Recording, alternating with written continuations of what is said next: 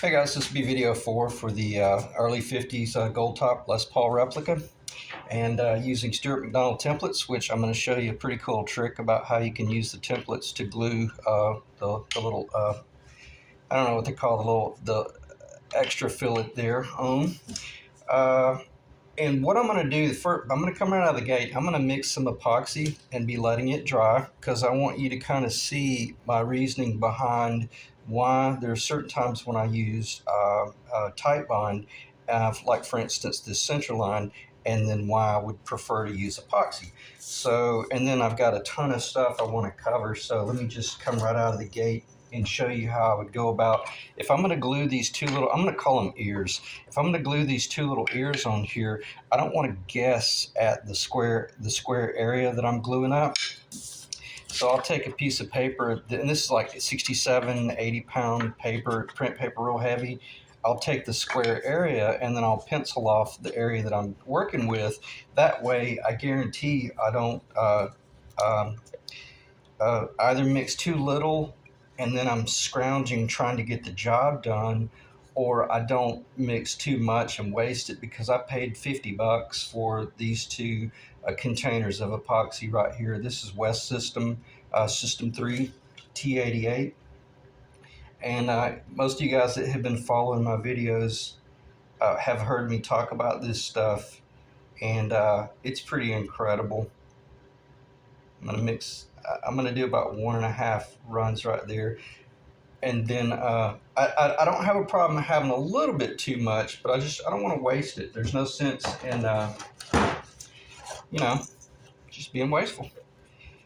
And I'll tell while I'm waiting. It's really cold here in the basement, so while I'm waiting on this for gravity to kick in, uh, I owned a 1973 Sportfish yacht down in South Florida that was actually built up in Jersey. It's called a Post. Russell Post was the designer of that boat. Very rare boat, but I had a 73, and it was an all cedar Carvel planked boat on steam bent white oak frames, and then with mahogany, and then there was a lot of oak in the string, the longitudinals. In other words, I got really damn good at working with epoxy because that boat was in really bad shape when I bought it. I shouldn't have bought it, but nonetheless I did, and I lived in South Florida for a long time and restored the yacht, made friends with people all over the world, and I so miss South Florida, miss all my buddies at the boatyard and the marina. But I got really good at working with epoxy, and actually learned how to mix epoxy from a buddy that was a professional painter and boat restorer. And man, he went into the importance of, and I like using bamboo skewers because if you can see what I just did, I was able to roll up under that epoxy and then roll out from under it, push it where I want it on the paper. In other words, you can just really manipulate it. And then go in from the top and start mixing it. And you might be sitting there thinking, yeah, we've all mixed epoxy. But I used to just mix epoxy to the point where I saw the color change and I thought everything was fine. But and for the most part, I'm like a lot of us, I'm kind of impatient by nature. And I would think, oh, okay, all right, so she's ready to go. And then you'd start working with this stuff. But Larry, the pro painter and a boat restorer, told me, he said, no, man, you need to really let this 24-hour epoxy, you need it to kick on a molecular level, especially before you do any tinting or adding any substrate or filler or anything like that. Because if you weren't careful, you'll mix it up to the point where it's really, really strong, but it's only at like 60% or it's only at like 70%. And when you've got a 40-foot yacht that's going to be crossing some of the channels, that's not something you play around with. So really critical that I'm not being melodramatic. It's just that you realize how critically important it is to understand your material, or the material that you're working with. So what I'm going to do, I'm going to let that set for a moment, not dry. I'm going to let it kick. I'm going to let it start kicking, and I'm going to let it kick for probably about 5 minutes or so. Let me check the time, make sure we're rolling. And then I probably will even pause the video. There's a possibility I'll pause the video if I don't talk for 5 minutes or so. 2 to 5 minutes is plenty of time for it to set. I lost my lacquer thinner. How can you lose your lacquer thinner? Oh, there it is. Okay, here's what's going on. I've kind of decided to change gears a little bit with the video series because this is more or less a vocational uh, series. I'm going to show you guys several different options about working on how to approach the cap. What kind of, could you go with maple? Could you go with mahogany? Could you go with pine? Could you go with it? What can you do and what can't you do? Well, the sky is kind of the limit, but if you want to stay traditional, I would recommend going with either the Honduran mahogany if you want to truly hit the 50s. I dropped my pencil. Sorry about that. If you want to truly hit the 50s tone, then you might want to go with the Honduran mahogany. If you want to like the early 50s tone. If you want to hit the more of the 58 to 60 tones, then you probably need to be going with a hard maple. I don't know if they used a soft maple in any of their caps. I got a sneaky suspicion that it was probably hard, and it might have even had some bird's eye in it because I've seen some of the early gold tops, like 56, 57 maybe, that were stripped and turned into a burst, and they sure looked like they were a hard maple because I saw a little bit of bird's eye in them. And in the States, we call that rock maple also. I think it's either called sugar or black maple. I should know that, but I don't. But this is a different story. This is what's called ambrosia maple, and it has a few little wormy holes in it, which is not a big deal as long as you treat it properly. But this is a softer maple. Now, I say soft. When I was doing all the machine work, it's still hard. It's still extremely hard, but it's not nearly as hard as like a rock maple. So I say all that to say this. I'm going to glue up this cap, the ambrosia maple, which, well, I've already have. That's, before I forget, that center line was done with a tight bond. And then I'm going to be epoxying these ears on because when I go into this to do carve work, I know beyond a shadow of a doubt the epoxy is almost going to guarantee that I don't see any sort of glue up lines. Now, if this was right out on the very edge, I wouldn't have a problem with it.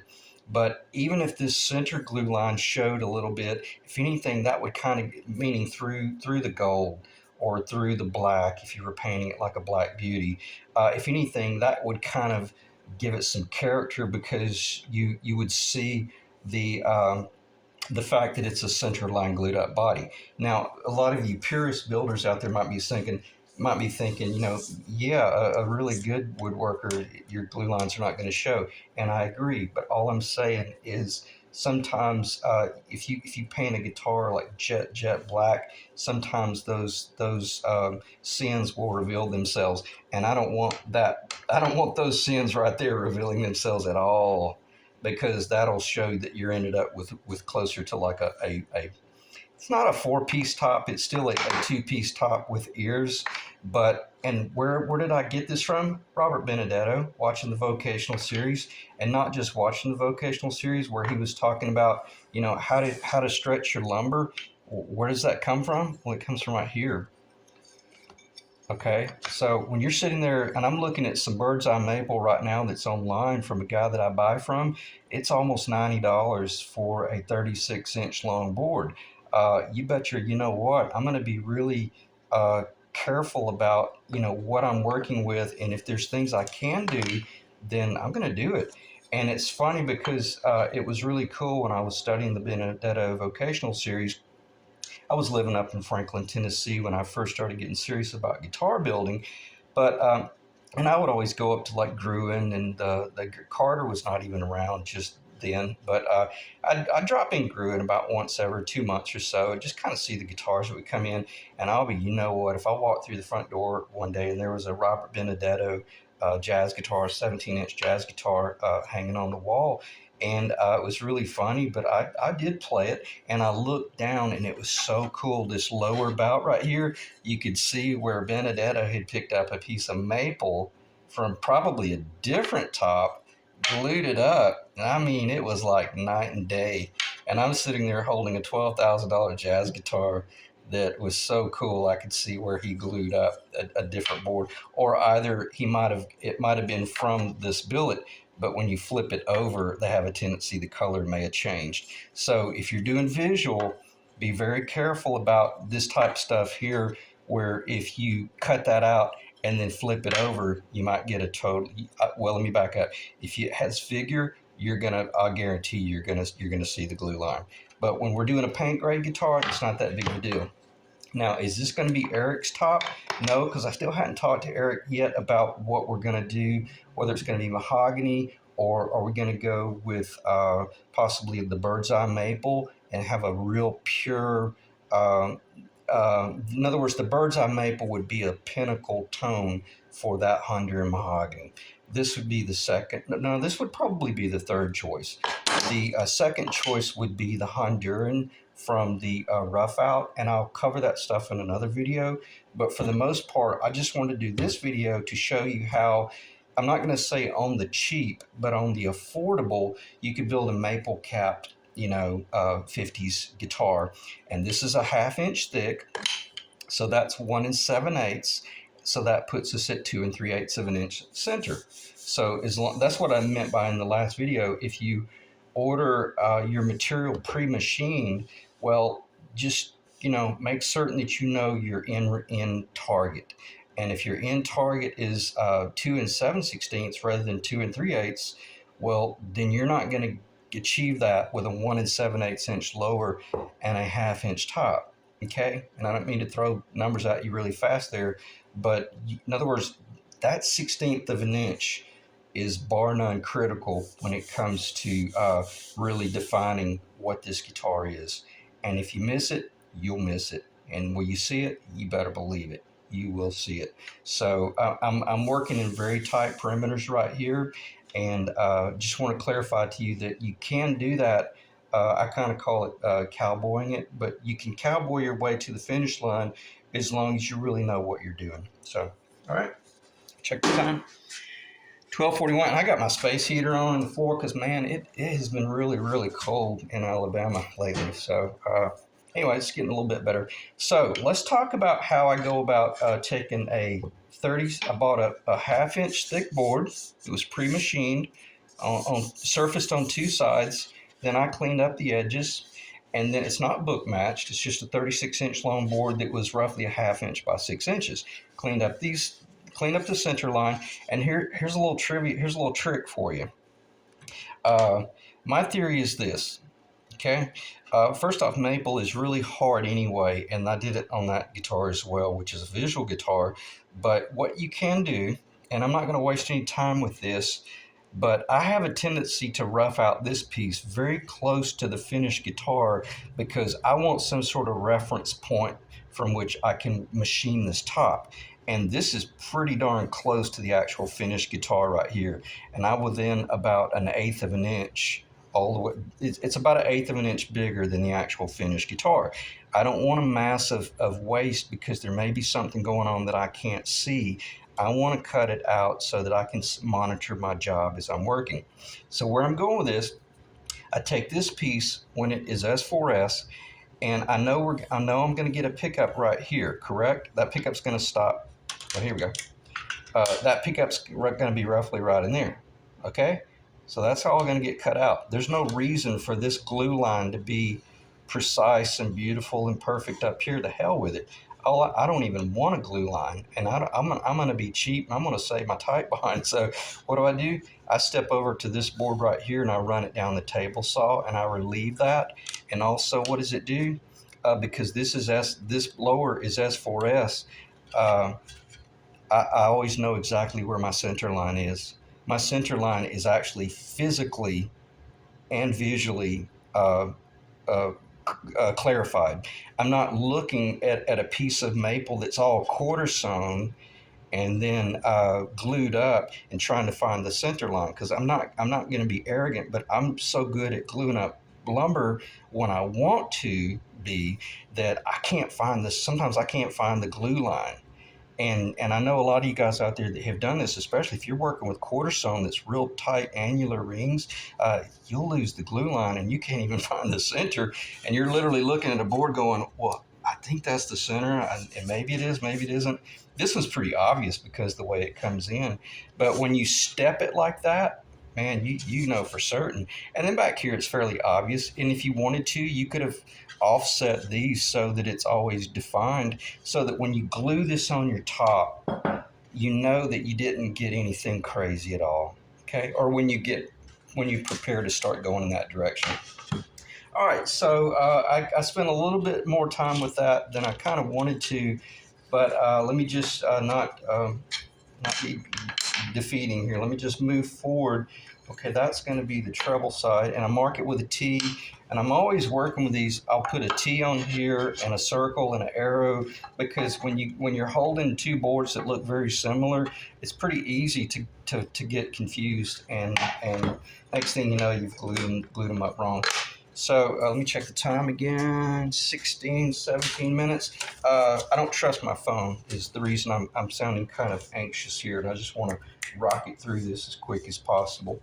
Um, okay, final chambering. I'm going to hit this briefly. I don't think I am, but there's a possibility I'm going to do more chambering between the two pickups. Very unlikely, very unlikely. But I want to build up this top, and I want to build up the Honduran mahogany top, and then there's a possibility I'll go ahead and bite the bullet and order that bird's eye maple, because this is a vocational series. I'm really curious about hitting a specific target, and if I can hit that target weight with an $80 piece of bird's eye maple, that guitar is going to be far more valuable. Okay, when I say far more valuable, thousands of dollars more valuable with a bird's eye maple top, even though you're painting it gold top. Okay, because it would sound unbelievable. This would sound really, really, really, really good, but nowhere near what the bird's eye would. Okay, because we got a great piece of Honduran there that is still ringing like a bell. And I'm all about holding the reins and not getting in a hurry about building anything, especially when I know that I've got a guitar that's going to have a potential appraisal value hitting up in the multi thousands of dollars, and give it 10 years, 5 years, 15 years. We're talking evaluations, in the 10 to 15,000 range. We all know what some of the, what replicas are bringing. They're insane. So nonetheless, when you realize that you've got the potential to build a stellar guitar, then let's take the time and do it right. And what's another $100 is what I'm saying. So. All right, drill or route for Hornets Passage. I'm still not there, but one thing I will cover very briefly, that pretty much defined is one of the, I'll use this bamboo skewer. The reason that's on an angle right there and the reason that's on an angle right there is because that would be the passage if I were to drill it. Now, if I route it, I could still route it and drill it. So I'm not there yet, but right now, and the cool thing about it is it doesn't matter. I'm not in a hurry, but I just want to let you know that when you're not 100% certain about something, then don't pull the trigger on any of the tools. Give yourself time to really process through the whole job, because you might change gears. And also, the reason I mentioned I didn't want to do any routing in the middle is because I want to make certain that even Eric himself realizes that, hey man, if you want to right up here at the last minute, if you change your mind, you want to go with humbuckers, that's cool, man. I didn't go off the rails on the front end and route this thing out for P90s too quickly. So I like leaving those things open so that as we see the guitar come together, we can change our minds. That's what I meant by give yourself room to be indecisive, and not not that you would regret it, but also just I like letting my clients know, look, let's work our way to the finish line, and what's the difference between a P90 guitar and a humbucker guitar? Just the routing, the location for the most part, and almost guaranteed nothing else is any different. All right, so then you have to determine your tenon design, whether you do a long tenon or a short tenon, or if you're building like a Gretsch, like a authentic 50s Gretsch, this would be a dovetail joint. Okay, so let that sink in. And can you do that? Is there anything wrong with doing that? No, not at all. Not on this guitar. No, you wouldn't do that on your. But if you're building a Jet or a Penguin dovetail, and in other words, the fretboard would be cantilevering over the body and floating. And it's really, I love building those guitars. It's really cool. All right, so I've already mentioned that I'm going to build up maple and Honduran cap, and then we're going to do, I might even do some pre-carving where I will put masking tape down and jet glue this top down to that body temporarily, and then do all the carving in place, and then remove the cap, and then put the mahogany down, do the same thing. That way we can say, well, the soft maple is X number of grams, the Honduran is X number of grams, and then the bird's eye would be heavier. But since we've done all this really engineered route work, might be that we end up with a 9-pound bird's eye maple capped Honduran mahogany lower, Honduran mahogany neck with a ebony fretboard. See where I'm going with this? That's a multi-$1,000 guitar. So anyway, but I like showing you this type stuff here in the event you guys are building on the affordable, that you can pick this up for a good price. And then hold off in any routing until you have covers, pick up rings 100%. I'm so glad I read the note about this, because this is a little overseas cover set that I get for like $10. It's really, really affordable, but it's not quite historically accurate. So I say all that to say this. And when I was building Ethan's 55 replica, I came real close to going ahead and machining. No, I did go ahead and machine this, but I sent him a template so that he could have his covers custom made, because this is based on Dan Erlewine's 59. So, but this cover right here is not quite accurate.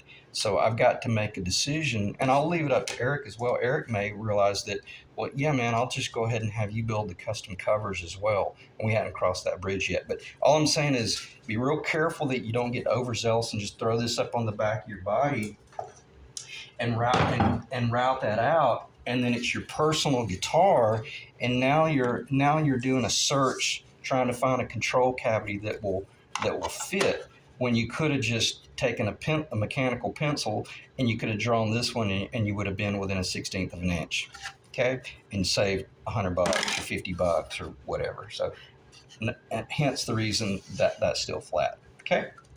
All right, so I spent a lot of time kind of rocking through that stuff.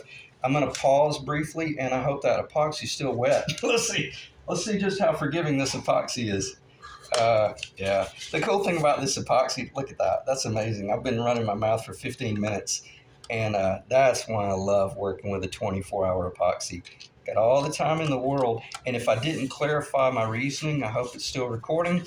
I did. The epoxy will not show any glue lines. Okay, so if the camera cut me off, that would be just fine. And I'm going to use the Stuart McDonald template to clamp this up and hold that down nice and flat so that I can get this in nice and flush. And I'm going to have my parchment paper under here, under either side, in case this camera cuts me off. I'm just going to blow through this real quickly. Have my parchment paper under either side.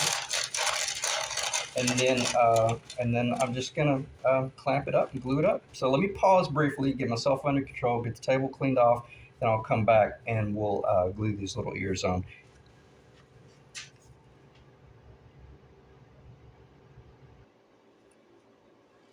Okay, hopefully the camera is still recording the audio. For the most part, at this point, you're just coming in with your epoxy.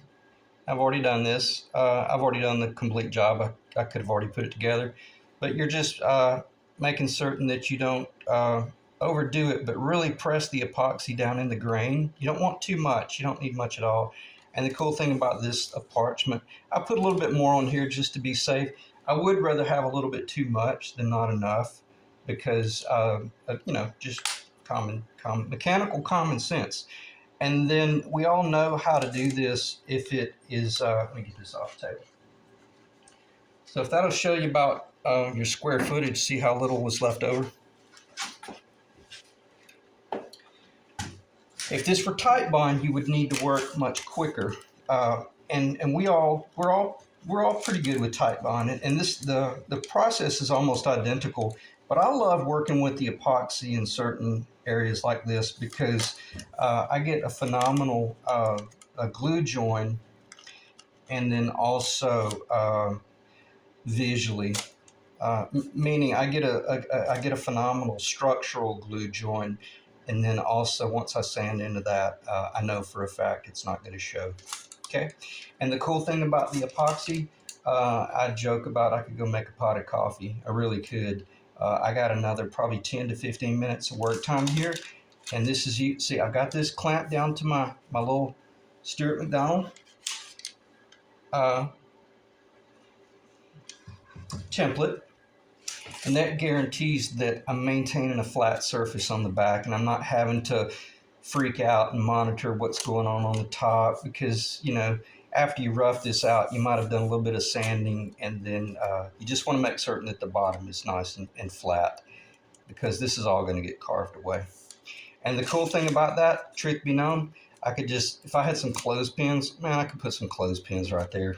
And the vacuum itself is enough. This really doesn't need to be clamped, other than I will clamp it ever so slightly, but not much. I could let it dry like that right there, and then come in about an hour from now and start cleaning it up.